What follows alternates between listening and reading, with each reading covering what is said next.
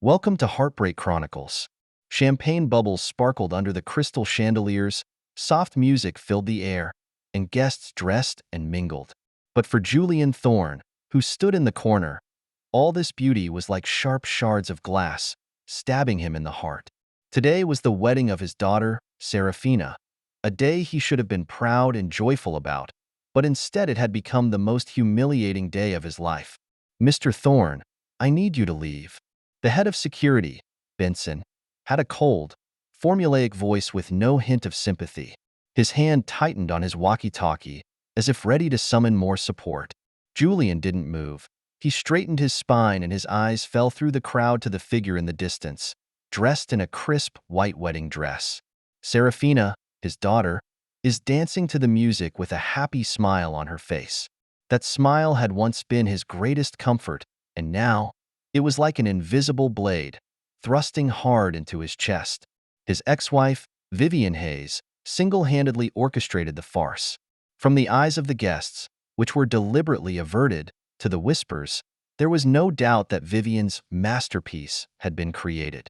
She succeeds in portraying him as an outcast, unwelcome guest, a demon who destroys her daughter's happiness. I have a right to be here. It's my daughter's wedding.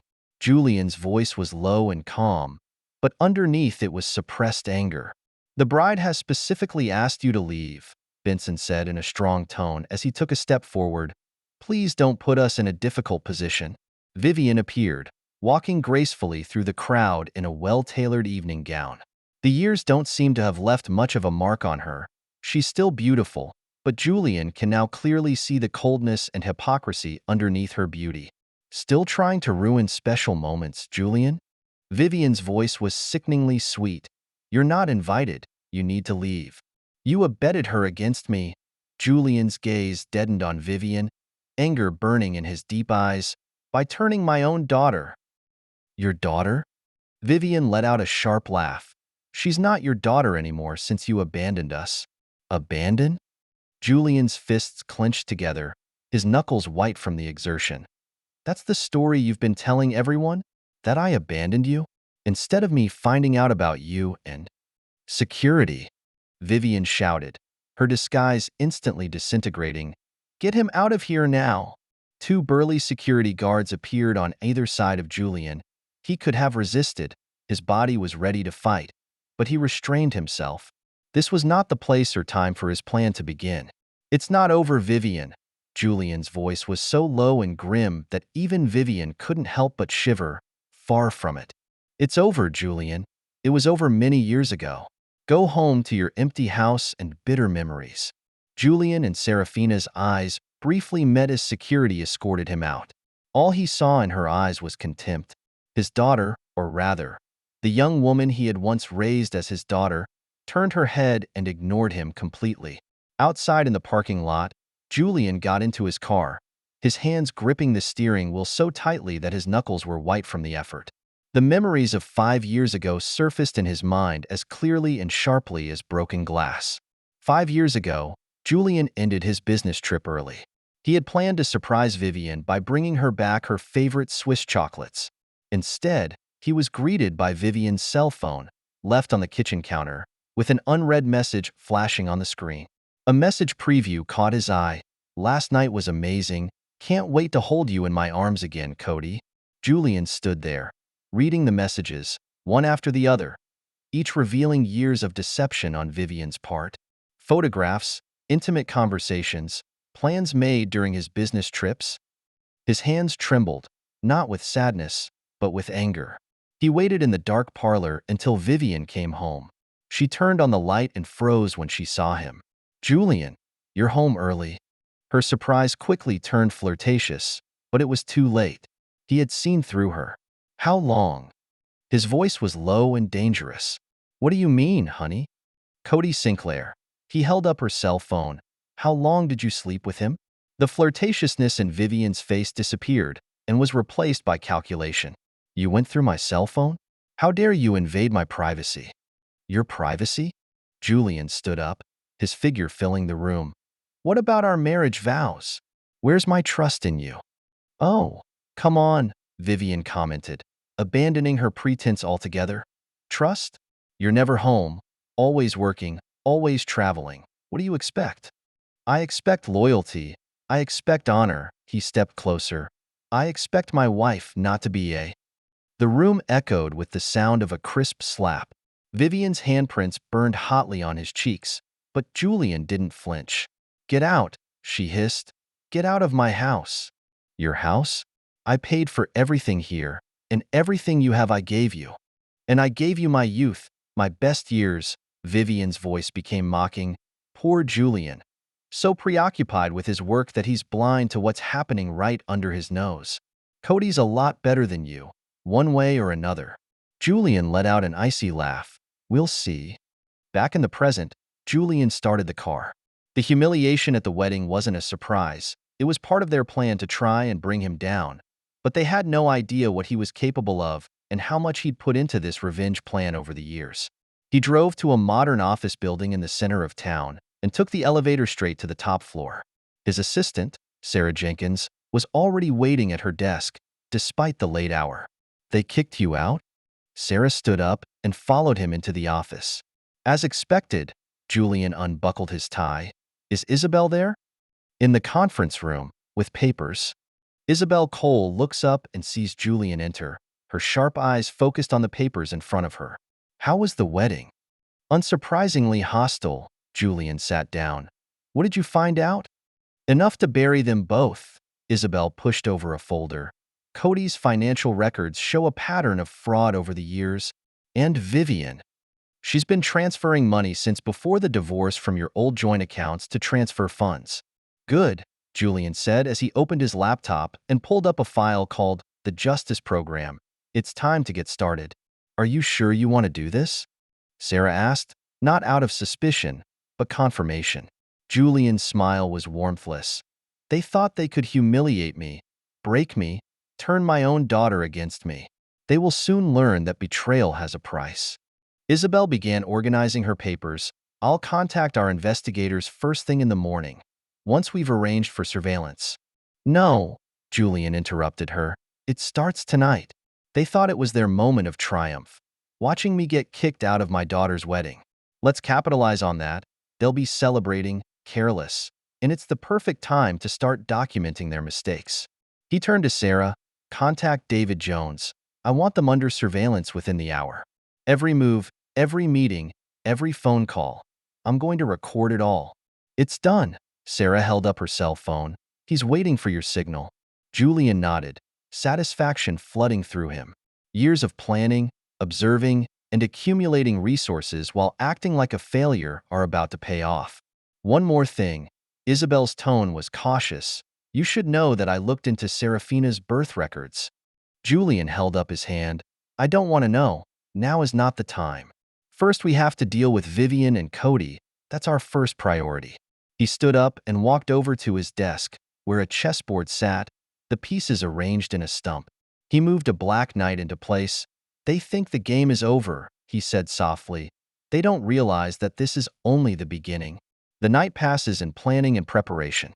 Over the city, in his office, Julian Thorne begins his transformation from victim to victor, from betrayed husband to designer of justice.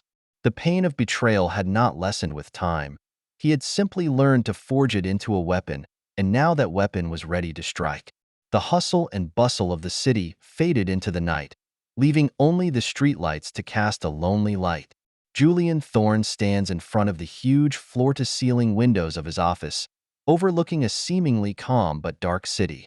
He knew that somewhere in the city, Vivian and Cody Sinclair were probably celebrating their victory and enjoying everything they had stolen from him. But little did they know that a storm was brewing, a storm that would completely destroy their false world. Julian turned around and went back to his desk. On the table were several files, the latest intel Isabel Cole and Sarah Jenkins had gathered overnight. David Jones, the masterful private investigator, is already on the move, with eyes all over the city, watching Vivian and Cody's every move. The phone vibrated, and it was a message from David. Target locked. They're celebrating at the Blue Moon bar and look relaxed. Julian's mouth curled into a sneer. Relax? That's good. That was the effect he wanted. Let them bask in their false victory, and let their guard down so they can reveal themselves more easily. He picked up the phone and dialed Isabel's number. Isabel, it's time to put out the first bait. Report Cody's financial problems anonymously to the IRS. Remember, make it clean and leave no trace. Understood. Isabel's voice was calm and professional. I'll take care of it. Hanging up the phone, Julian looks out the window again. He knew that the IRS's involvement was just the beginning. Next, he will expose Cody and Vivian's crimes step by step, bringing to light the lies and deceptions that they have worked so hard on for so many years.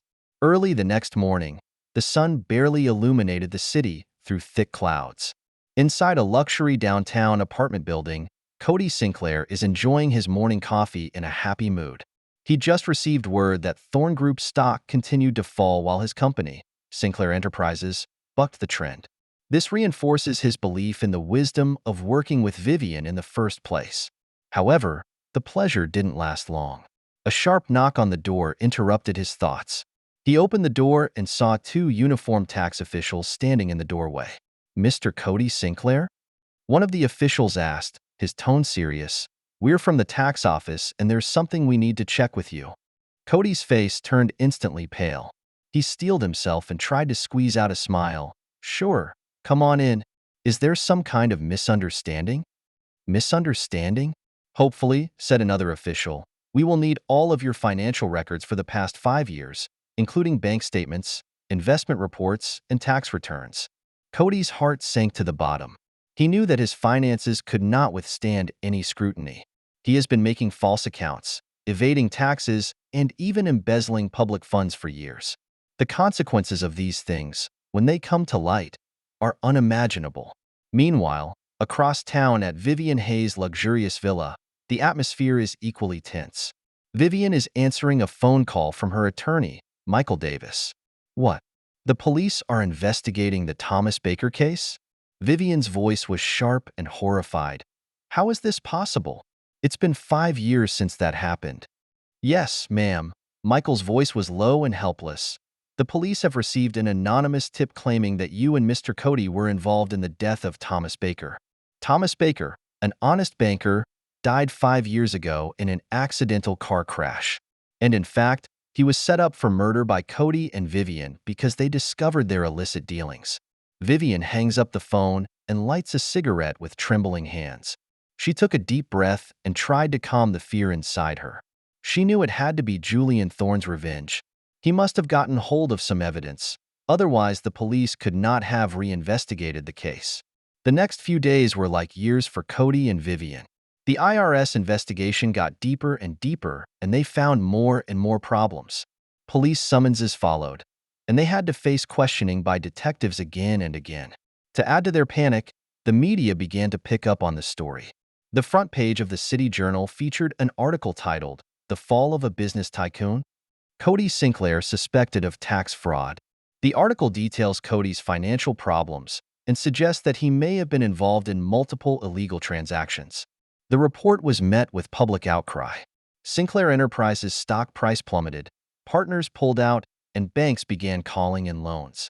Cody's business empire, shaken overnight. Vivian's situation is no better. Her social circle began to ostracize her, and former friends and allies shunned her. The media has also started digging into her dark history, portraying her as a greedy, cold, and scrupulous woman. Julian Thorne watched it all calmly. He receives daily detailed reports from David Jones on the latest developments with Cody and Vivian. He saw them panic. He saw them push each other around. He saw their empire crumble a little. Instead of feeling the thrill of revenge, he felt a deep sadness. He had loved Vivian and trusted Cody, but their betrayal completely destroyed his faith in love and friendship. He knew that this was only the beginning. He has more evidence, more plans to make Cody and Vivian pay for what they've done. One evening, Julian comes back to Isabel's office. Isabel is busy in front of her computer. A complex chart of Cody and Vivian's money flow is displayed on the screen. Isabel, Julian said, it's time to put out the second bait. Give the evidence relating to the Thomas Baker case, anonymously, to Detective Richard Miller. Remember, focus on Cody and Vivian's motives and suspicions. Understood, Isabel replied. I'm ready. I'll pack the evidence into an anonymous package and send it directly to Detective Miller. The next day, Detective Richard Miller receives a mysterious package. The package wasn't signed, just a detailed report and a few photos. The report details Thomas Baker's investigation into Cody and Vivian's illegal dealings during his lifetime, as well as key evidence he may have had. The photographs show Cody and Vivian's movements before and after Thomas Baker's accident, as well as their contact with some suspicious characters. Detective Miller read the report, his face grave. He immediately realized that the case was far more complicated than he thought. He immediately gathered the backbone of the police force and set up a task force to reinvestigate the death of Thomas Baker. As the investigation progresses, more and more evidence surfaces. Police recovered a secret document hidden in Thomas Baker's life detailing Cody and Vivian's crimes. They also found an eyewitness who claimed to have seen Cody and Vivian near the crime scene on the night of Thomas Baker's accident. At the same time, media coverage of Cody and Vivian became increasingly negative. Once again, the City Journal ran a hard-hitting story headlined, "Murder Suspected? Cody Sinclair and Vivian Hayes Accused in Banker's Death." The report sparked a furor. Public opinion has completely turned against the condemnation of Cody and Vivian. Their social circle has completely collapsed. Business partners have cut ties with them, and even their families have begun to alienate them. Cody and Vivian are completely desperate. They were summoned by the police, hounded by the media, and reviled by the public.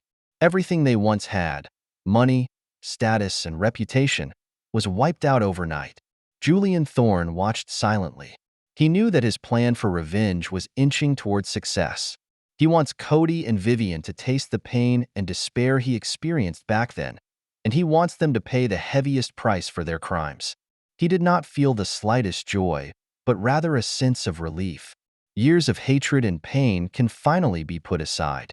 All he has to do is continue to push for this justice until the end. The atmosphere in Detective Richard Miller's office was so stark that it could almost wring water. The whiteboards on the walls were covered with photographs, documents, and various clues, an intricate web of red lines connecting them. The case of Thomas Baker is like a Pandora's box whose lid has been lifted, releasing more and more dark secrets. "We have enough evidence to arrest Cody Sinclair and Vivian Hayes," Detective Miller told his team, "but we need more direct evidence to tie them directly to the murders." Just then, his phone rang. It's an unfamiliar number. "Detective Miller, I have some information on the Thomas Baker case," came a low, raspy voice on the other end of the line.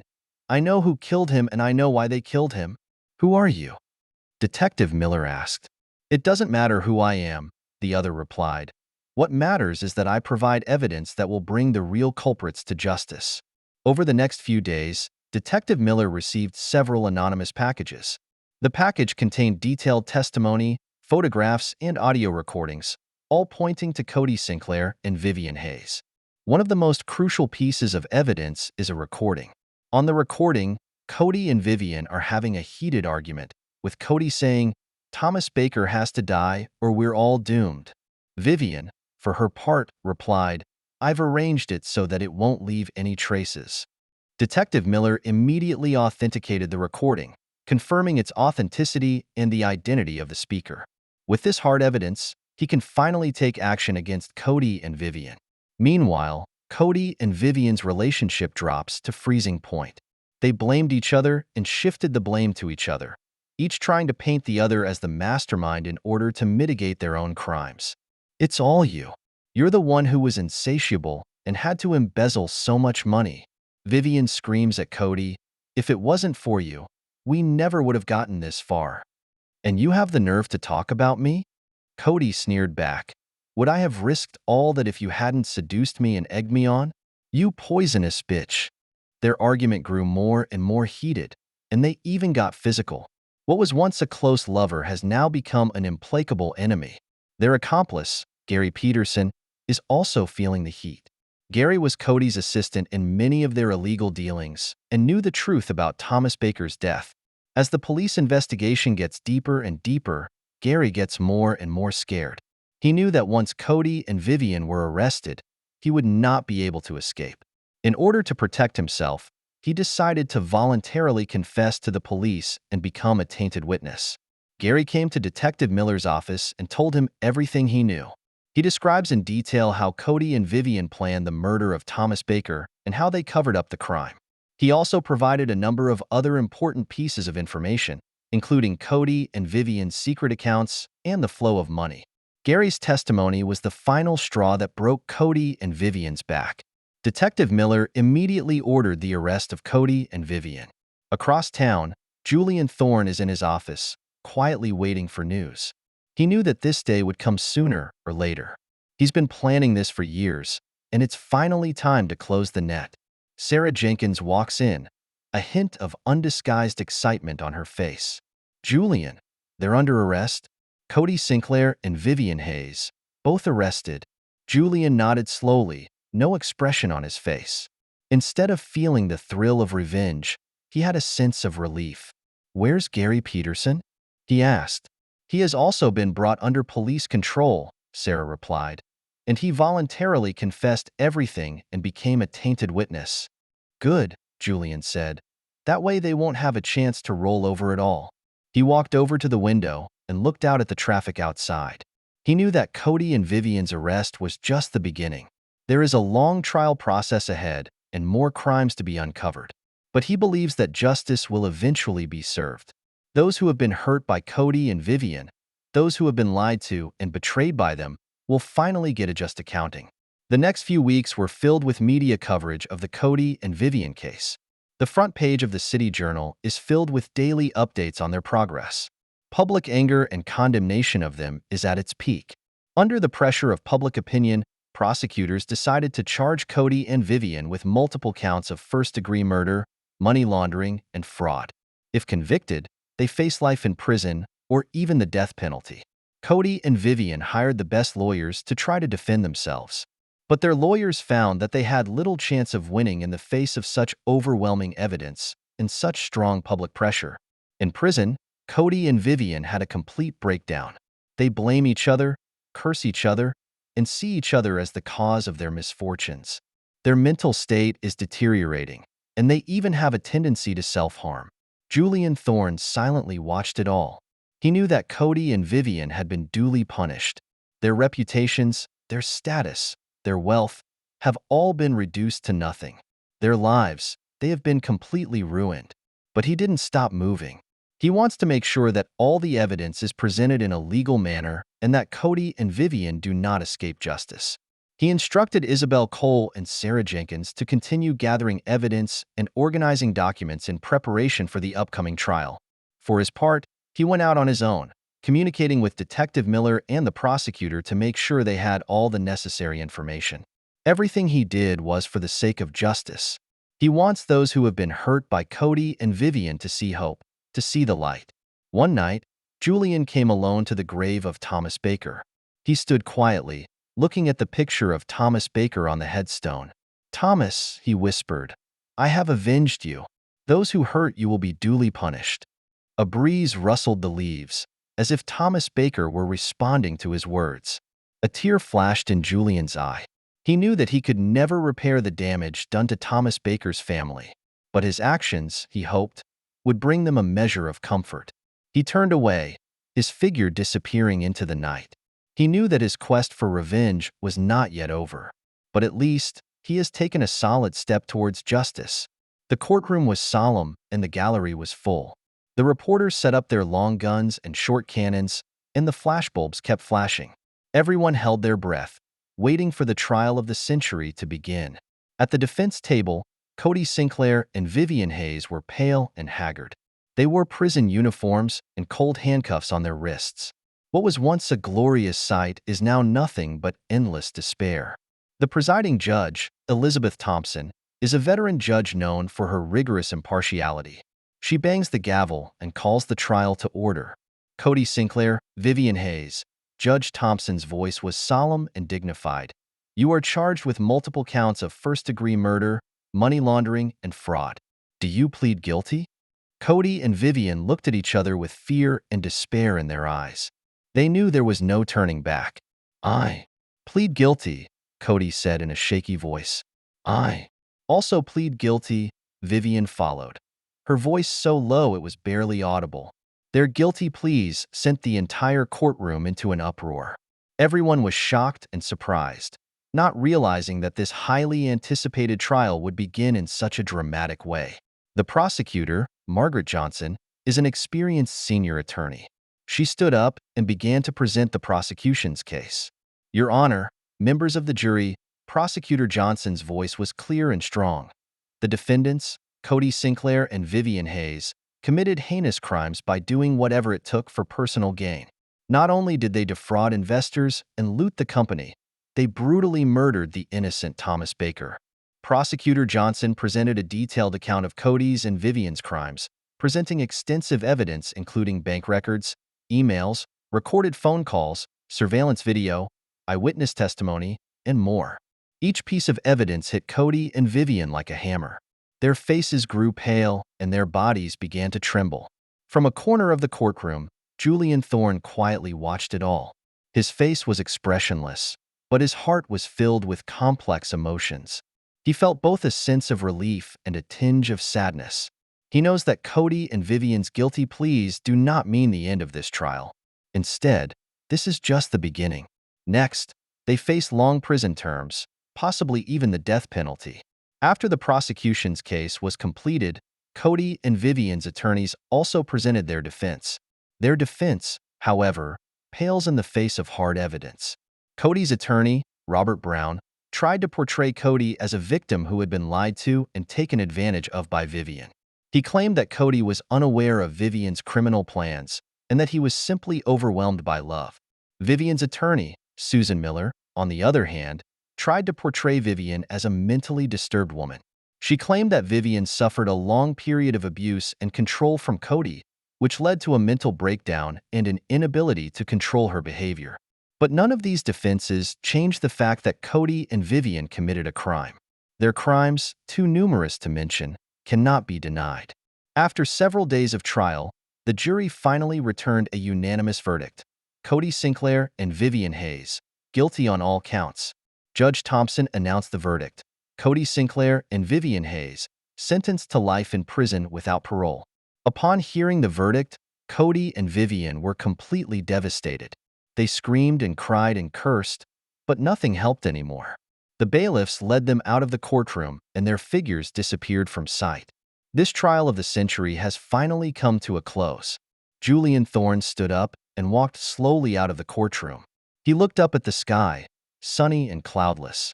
He took a deep breath and felt a sense of relief he had never felt before. He knows that Cody and Vivian's sentence will not bring Thomas Baker back to life or make up for the damage he has suffered, but he believed that justice had been done and that evil had been punished. Over the next few months, Julian Thorne began to deal with the mess that Cody and Vivian had left behind.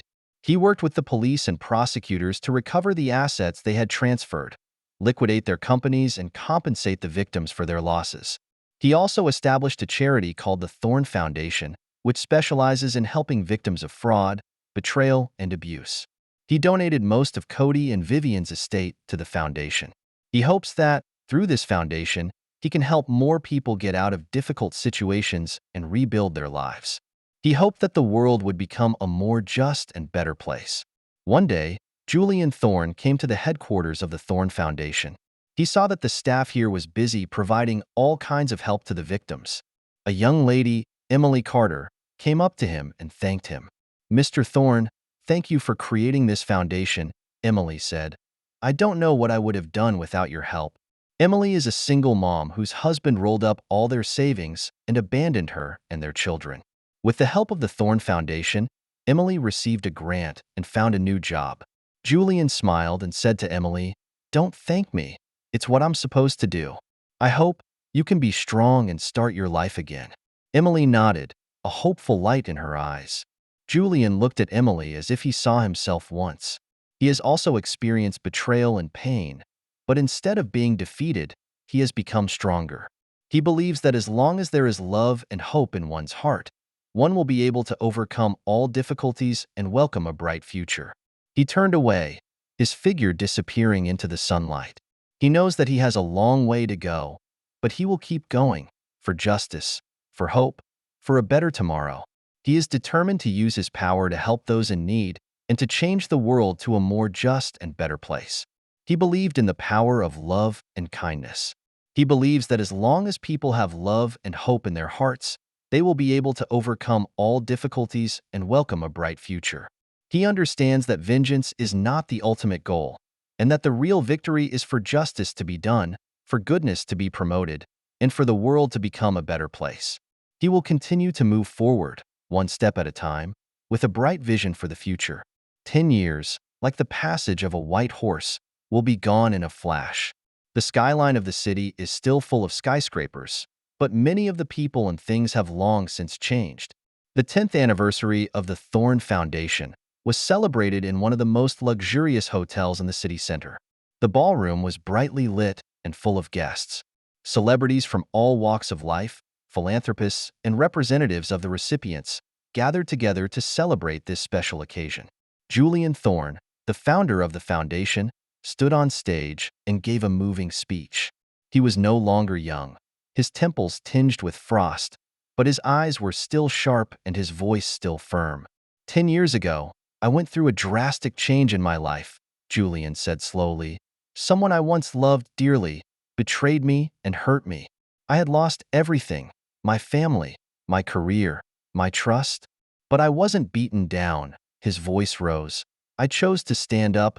I chose to fight back. I used the weapons of the law to defend my dignity and deliver justice. I created the Thorn Foundation not for revenge, but to help those who, like me, have suffered betrayal and hurt, he continued. And I hope that, through this foundation, I can give them hope, bring warmth, and help them rebuild their lives. The stage erupted in applause.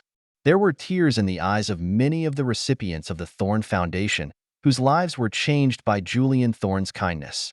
At the end of her speech, Julian stepped down from the stage and chatted with the guests.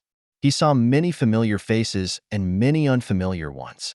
These faces, all of them, wore looks of gratitude and admiration. A young lady, Sophia Ramirez, approached Julian and bowed deeply.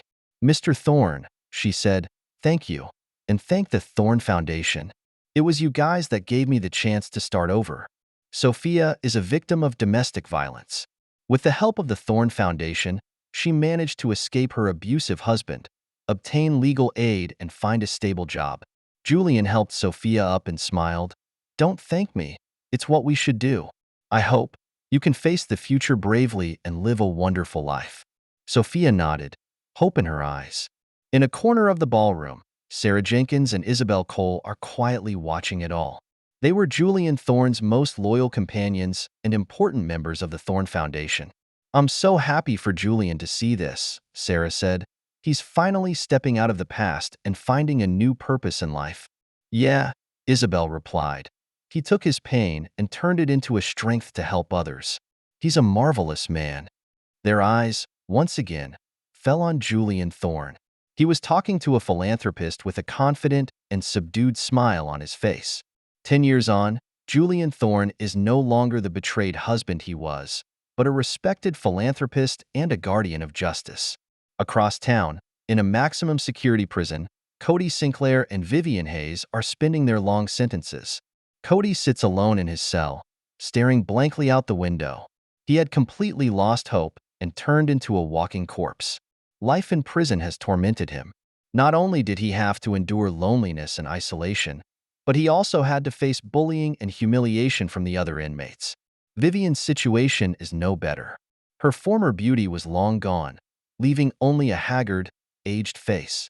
She was in a trance all day, talking to herself, and had had a complete nervous breakdown. Doctors at the prison diagnosed her with severe schizophrenia, which required long-term treatment. However, the medical conditions in the prison were limited, and her condition never improved. And Gary Peterson, a former tainted witness, isn't living the quiet life he thought he would. Although the police offered him a witness protection program, he was never able to escape his past. He kept changing identities and moving, but the fear inside him was always present. He knows that Cody and Vivian may be in prison, but their power hasn't completely disappeared. He feared that, one day, they would send someone to get back at him. His fears are not empty. One night Gary was walking home alone when he suddenly felt a footstep behind him. He jerked his head back to see a dark figure lunging at him. Before he could react, he was stabbed in the chest. He collapsed in a pool of blood, writhing in agony. Instead of leaving, the dark figure crouched down and whispered in his ear, "This is a gift from Cody and Vivian." Gary stared with fear and despair in his eyes. He knew that he had not escaped his fate in the end. He slowly closed his eyes and stopped breathing. 10 years have passed, and those who have committed crimes have paid their just dues. Cody and Vivian spend years in prison, and Gary dies. Julian Thorne, a former victim, proves that betrayal pays and justice is served. His story became a legend, a saga of revenge, justice, and redemption. The Thorne Foundation will continue to operate to help more people out of difficult situations and rebuild their lives. And Julian Thorne's name will be forever etched in people's hearts. He used his own experience to tell the world the truth. Even in darkness, we must still turn our hearts to the light. Even if we encounter betrayal, we must still stand firm on justice. For, in the end, light will triumph over darkness, and good will triumph over evil. And those who have committed crimes, no matter how far they have fled to the ends of the earth, will not be able to escape the judgment of fate, and will pay a terrible price for their actions. This, then, is the price of betrayal. This, then, is the power of justice. And Julian, too, will continue to guard that justice forever. His story will inspire more people to bravely face the challenges in life, hold fast to the beliefs in their hearts, and pursue a better future. Because hope, there is always hope. That's the end of today's story. For more captivating tales, hit subscribe and never miss an episode.